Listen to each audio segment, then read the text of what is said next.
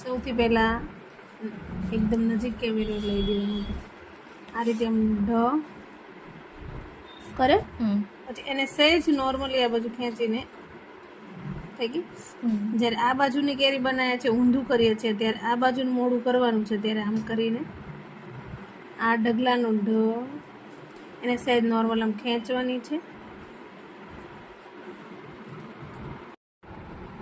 ધીરે ધીરે ધીરે યા હા, અને તારી સાઈડ ખેંચ, નીચે લાવો, નીચે લાવો, લાવો.